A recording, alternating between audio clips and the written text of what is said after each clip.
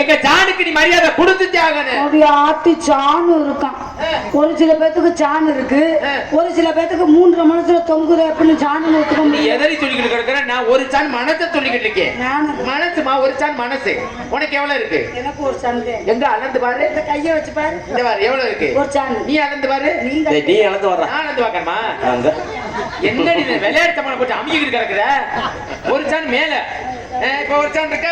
உனக்கு எவ்வளவு இருக்கு? நீயே அளந்து பாரு. சரி எவ்வளவு இருக்கு? எனக்கு எவ்வளவு இருக்கு?